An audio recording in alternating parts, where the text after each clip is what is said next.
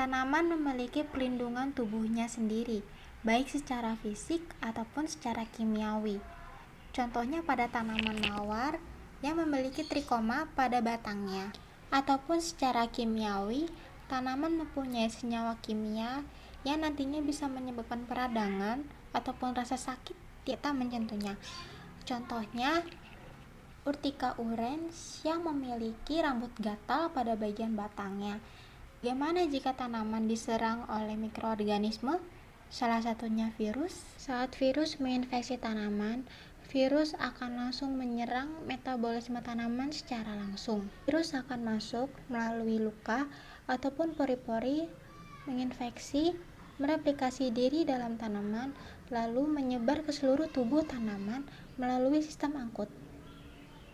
Gejala umum dari tanaman yang terserang virus adalah menurunnya laju pertumbuhan disertai stunting atau pengkerdilan. Untuk gejala khususnya berbeda-beda sesuai dengan virus apa dan tanaman apa yang diinfeksinya. Ada salah satu virus yang menginfeksi tanaman namun memberikan efek yang sangat cantik pada tanaman tersebut, yaitu tulip breaking virus atau tulipomania, virus dari famili Potyphiridae. Virus ini menyebabkan color breaking pada petal bunga tulip, sehingga terjadi perbedaan pigmen pada bunga. Saat virus menginfeksi tanaman, apakah tanaman akan diam saja? Tentu tidak. Tanaman mempunyai pertahanan dirinya sendiri untuk menghadapi serangan virus. Pertahanan innate.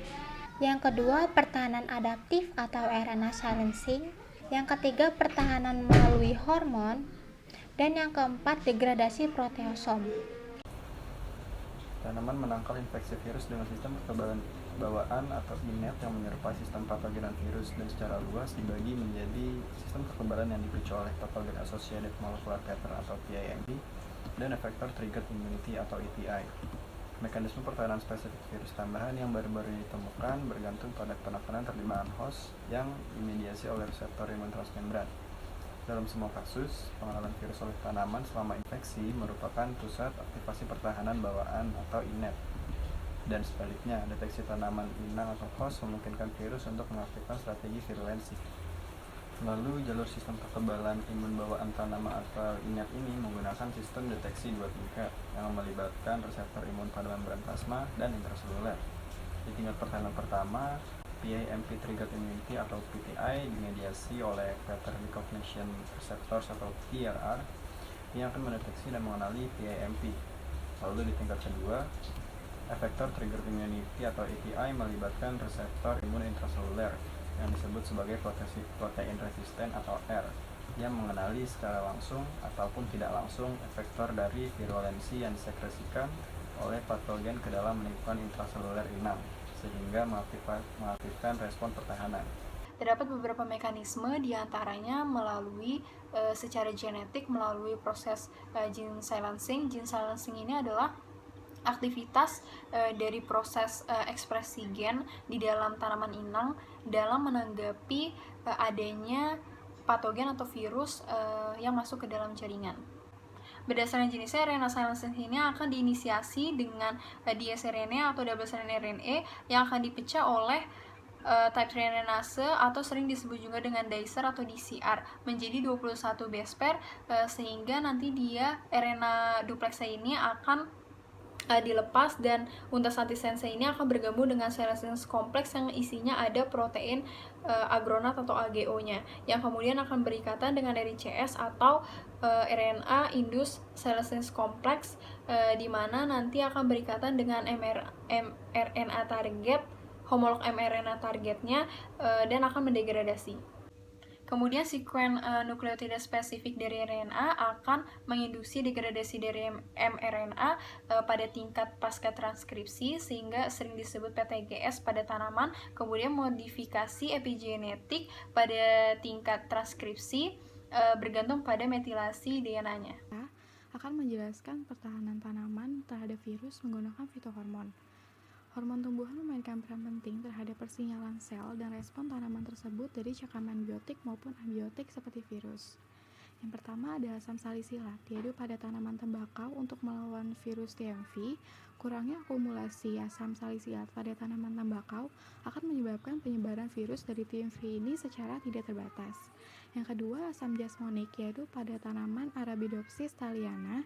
Persinyalan asam jasmonik secara eksogen akan berperan dalam mengganggu infeksi dari Gemini virus. Yang ketiga adalah brasinoseroid, yaitu pada tanaman tembakau jenis liar yang diolah dengan brasinolit akan meningkatkan ketahanan tanaman tersebut dari virus TMV. Yang keempat ada etilen, yaitu mutasi etilen pada tanaman Arabidopsis akan mengurangi kerentanannya terhadap virus mozaik kembang kol. Yang kelima adalah asam absisat, yaitu pada tanaman tomat yang mempunyai gen TM1 untuk ketahanan terhadap virus TMV akan memiliki jumlah asam absisat yang lebih banyak daripada tanaman tomat yang rentan. Yang terakhir gibberellin, yaitu berperan dalam pertahanan terhadap biotrofik melalui persinyalan yang dimediasi oleh asam salisilat maupun etilen. Sangat jelas bahwa hormon tumbuhan ini berperan penting dalam aspek biologi tumbuhan terhadap pertahanan dari patogen. Ini mekanisme ubiquitin proteasome system, yaitu salah satu mekanisme pertahanan tumbuhan terhadap patogen virus. Dibuatnya video ini bertujuan untuk memenuhi tugas mata kuliah ekofisiologi tumbuhan. Pertama-tama, saya akan menjelaskan mengenai apa itu ubiquitin proteasome system. Ubiquitin proteasome system atau UPS merupakan salah satu mekanisme yang dimiliki oleh tanaman untuk melawan infeksi atau patogen virus dengan cara penandaan protein virus oleh protein ubiquitin yang selanjutnya akan di-follow up oleh proteasom untuk dilakukan degradasi. Terdapat dual fungsi yang saling bertolak belakang pada mekanisme UPS. Pertama, UPS dapat mendegradasi komponen virus atau materi genetik virus sehingga mengurangi virulensi dan patogenitas virus tersebut terhadap tanaman. Yang kedua, UPS dapat meningkatkan virulensi dari suatu virus dengan cara UPS akan berikatan dengan protein virus yang menyebabkan peningkatan efektivitas replikasi virus. Sehingga apabila efektivitas replikasinya meningkat, jumlah virusnya meningkat, maka otomatis virulensi dan patogenitasnya pun akan meningkat. Dikarenakan hasilnya yang sangat beragam, untuk saat ini belum bisa dipastikan atau disimpulkan apakah UPS dapat mengurangi virulensi atau malah meningkatkan virulensi suatu virus. Menyampaikan kesimpulan dari materi sebelumnya. Virus merupakan parasit obligat yang dapat menyerang atau menginfeksi semua makhluk hidup termasuk tumbuhan.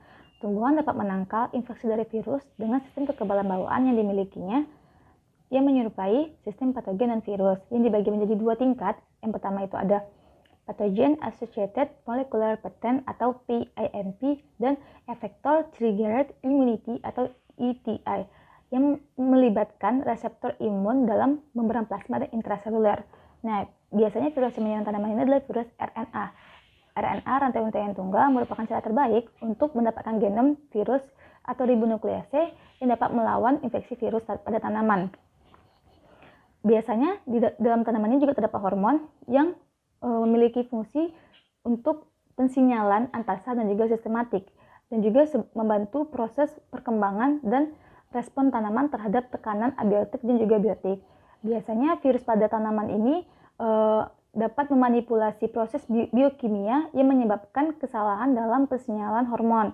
Dan juga ada ubiquitin proteasome system, merupakan proses atau sistem untuk melawan infeksi dari virus dengan cara penandaan protein yang memiliki dua fungsi yang saling bertolak belakang. Yang pertama itu dapat mendegradasi materi genetik atau komponen